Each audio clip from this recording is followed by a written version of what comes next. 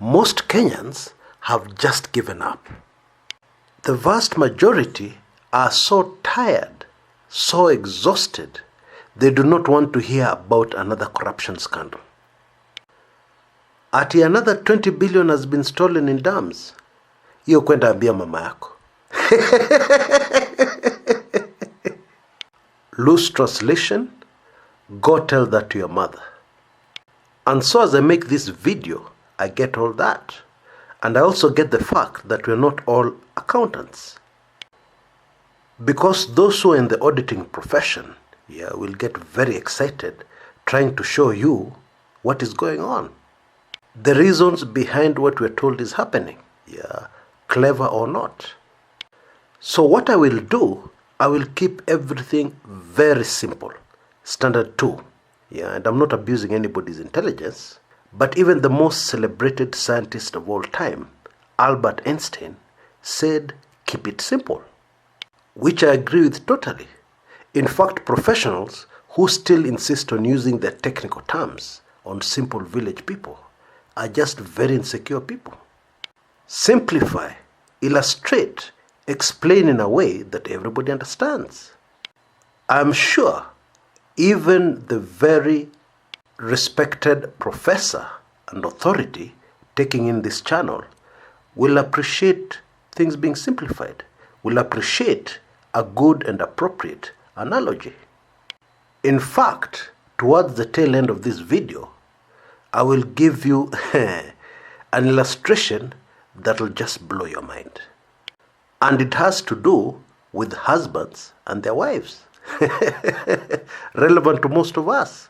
So stick around, and make sure you take that in. So let's start at the beginning. Question number 1. Why are Kenyans tired, and exhausted when they should be closely following up, all these corruption scandals, and demanding that their legislators and the government accounts for every single penny of these billions of shillings which have vanished? How then can Kenyans get exhausted? Is it lack of education? The masses are mostly uneducated or not highly educated? Or is it because Kenyans are slow? What is it? None of the above. In fact, the education levels in Kenya, if you visit other African countries, are very high. Kenyans are extremely intelligent. So I'll tell you what it is in a small illustration. Courtesy of my colleague here, Hezron. He's the one who came up with this one, and it's a beauty.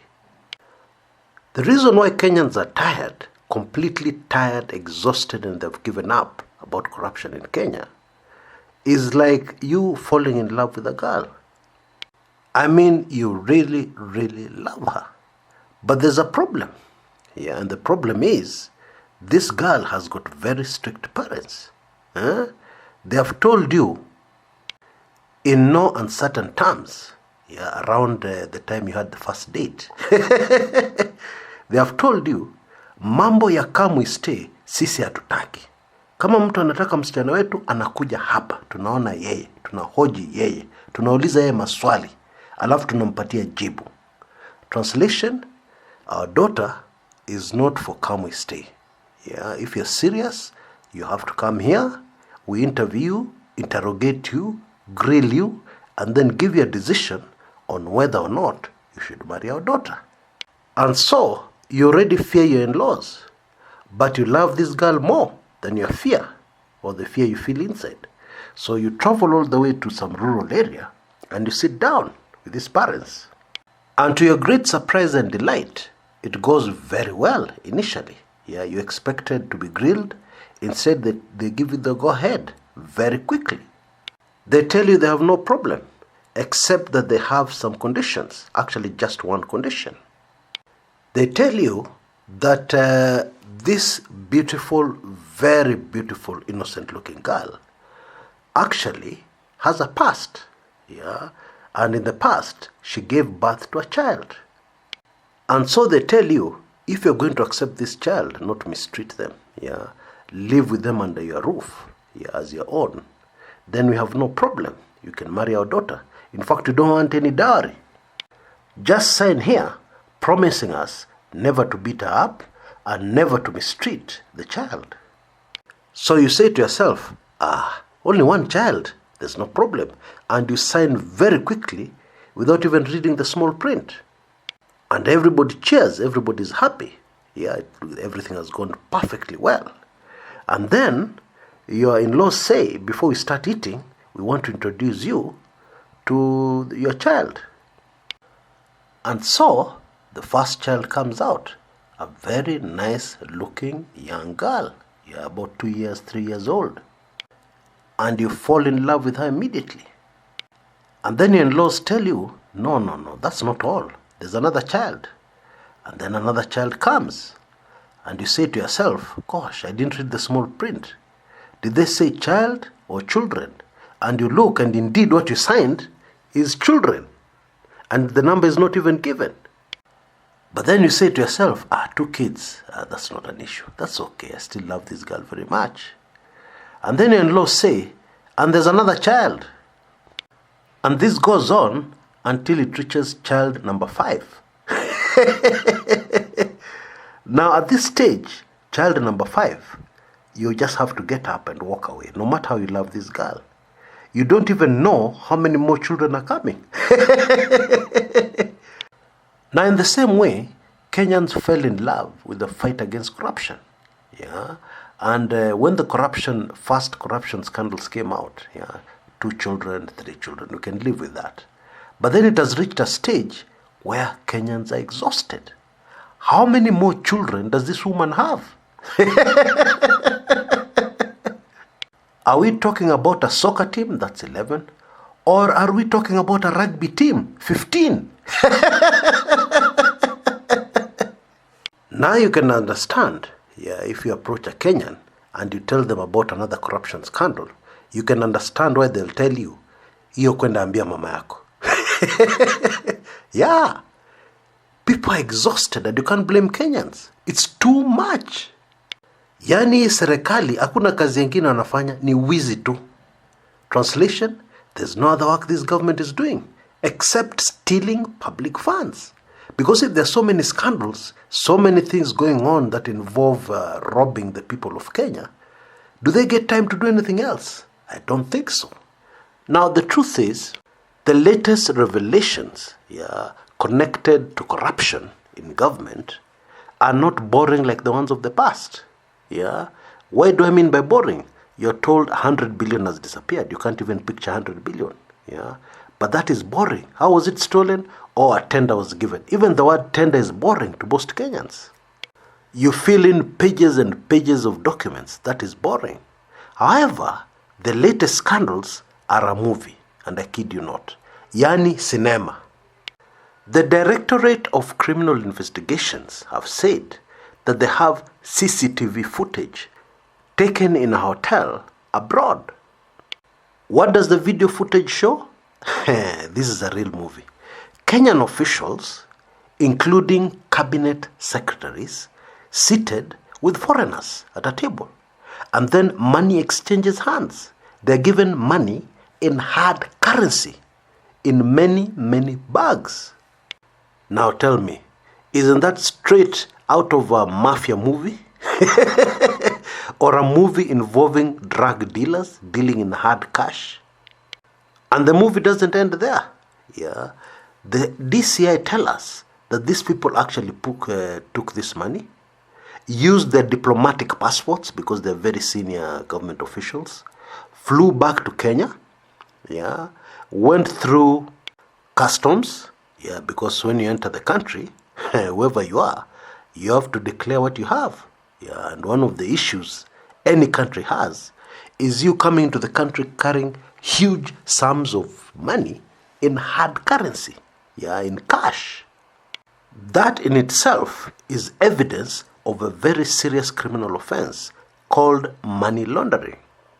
And the latest episode of this cinema, this movie, ends with the money being stashed away in a bunker, at a palatial home somewhere in a leafy estate in Nairobi. Now I have a very simple question.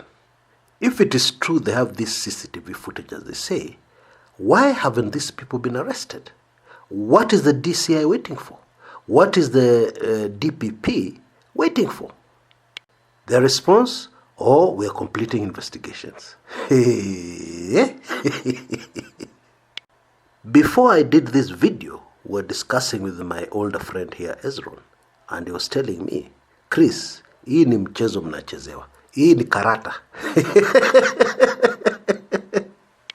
Translation, this is a game you guys are being played. Yeah, this is a game of cards. Kenyans are being played big time. Now, we have even been given the name of the company involved, the Italian company. It's called CMC di Ravenna Itenera. According to the DCI, this foreign company was paid 38 billion, and they have never been even to the site where they're supposed to construct a dam. They have no idea where it is. Okay, maybe they have seen it in a map, but that's it. The response of the government? We are told that there's a reshuffle, a cabinet reshuffle, looming. Yeah. Now what does that mean? Cabinet reshuffle? Yo nini? Now before I go any further, you'll allow me a small aside, a very interesting one, yeah, to answer a source of information, yeah, and even one of the subscribers here who wrote to me and said, Chris, this was quite some time back. You remember a few months back, when there were rumors all over town of a cabinet reshuffle?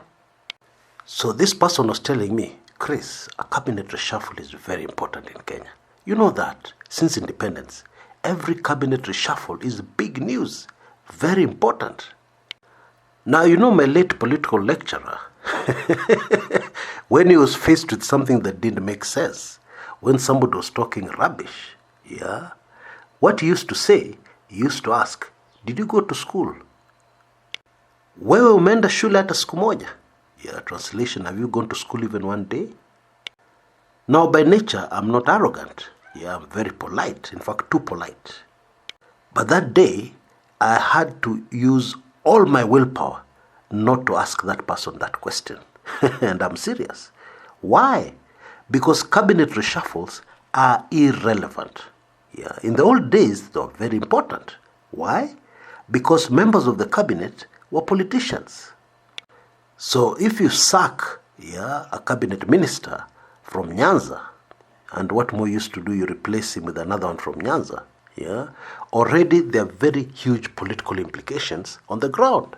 Yeah, because in the next general election, that is the person closest to government. And in all likelihood, the person who's in favor with government will either win or lose that seat, depending on the politics of the area. So it was a major issue. But nowadays, CSs are just picked from all over the place. Okay, there are some politicians, but actually it has zero political impact. Who is Fred Matiang'i?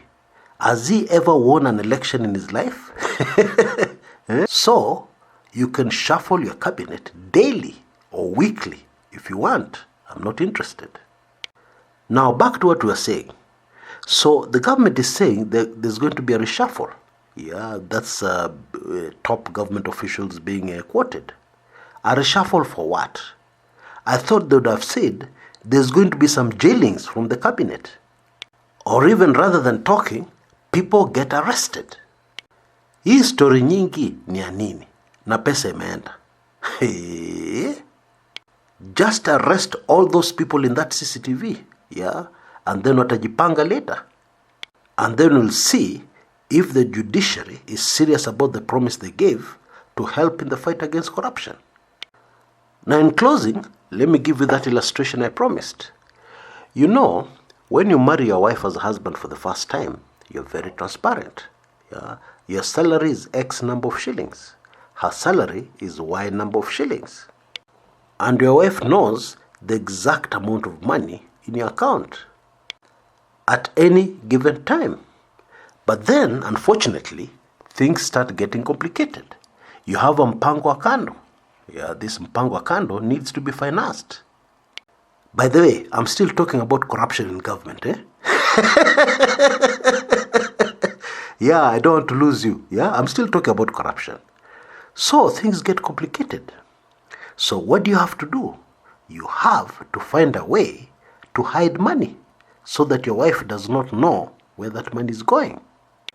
Now here are some of the ingenious ways husbands use to hide money from their wives. You open a second bank account, a secret bank account your wife is not aware of. Yeah? And the ATM card, because you need an ATM card for this one, because this account is most active during weekends when banks are closed. So you need a very reliable ATM. In case something goes wrong, there's no banking hall to go into. Yeah, there's no manager to call to sort it out.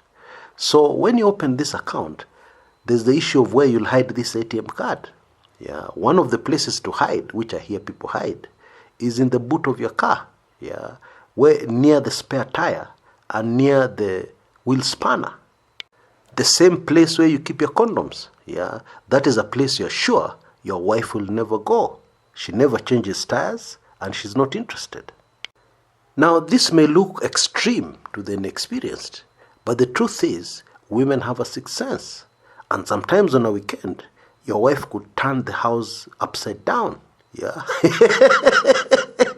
Looking for places where you've hidden incriminating evidence against you. So even the small space behind the toilet may not work. So the way this second account is operated is that when your salary hits your account, there's usually a big deduction which goes to this other account. If by chance your wife sees, then you'll have to find a good excuse for it. And trust me, men are creative. Another method I've had is to join a non-existent gym. You need to pay to use the gym. Yeah, and a close scrutiny of your payments will reveal that this gym is actually very expensive. But most women, not all, most women are not good with this kind of numbers. Yeah, looking at a statement and being able to tell what is happening. Yeah, unless she's an accountant by profession. Most women get very confused when a sheet with many numbers is thrown at them. My apologies to the ladies, but I'm just reporting verbatim from husbands.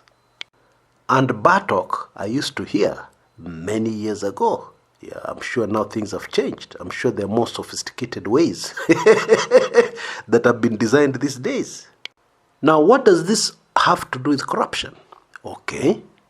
Kenyans have discovered that one of the conduits of stealing money from the public are dams.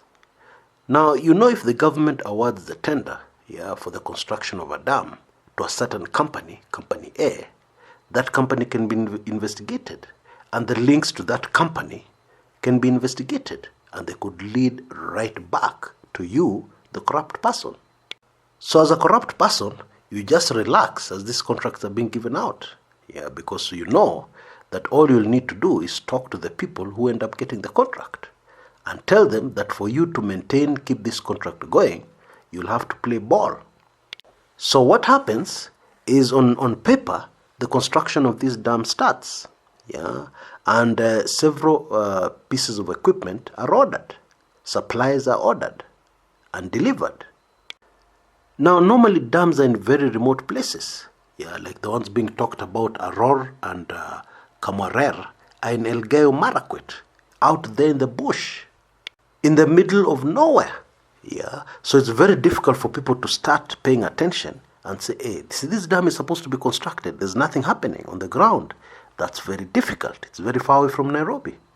So now we're being told what has been happening is that this company constructing the dam starts ordering mattresses, kitchen utensils, air conditioners.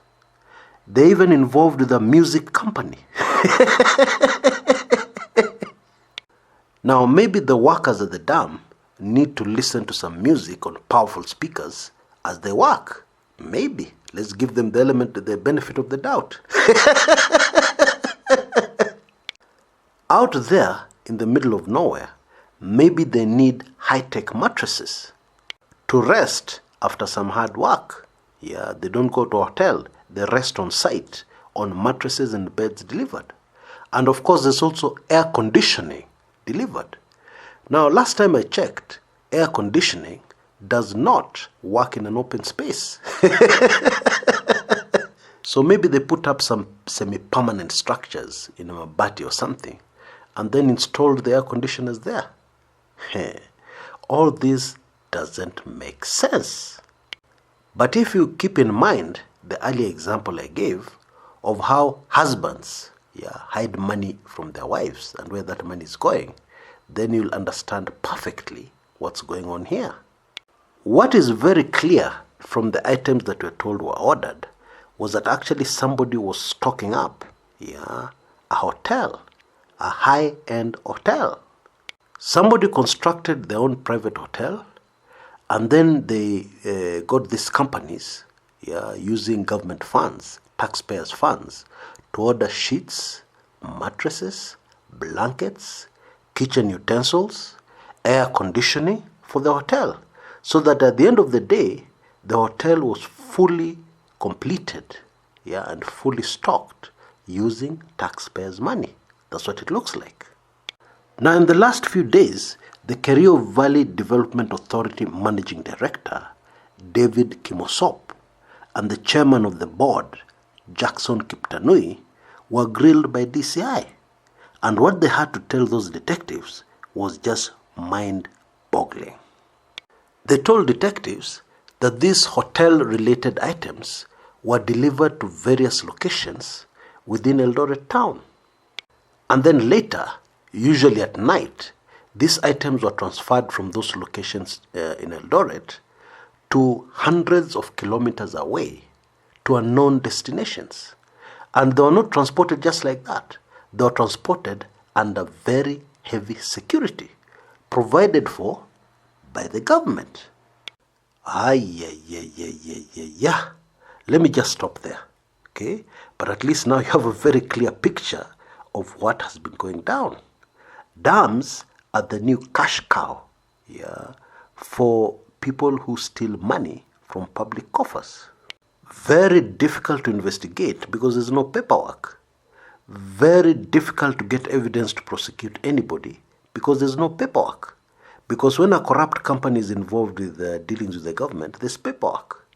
But now, this paperwork is between the government and the company doing the dam. End of story. End of paperwork. So what happens to those items after they've been ordered by the so-called dam, which has never been built, is impossible to trace. It's as difficult to trace as that ATM card for your secret bank account hidden in the boot of your car. Until next time, this is Chris Kumekucha.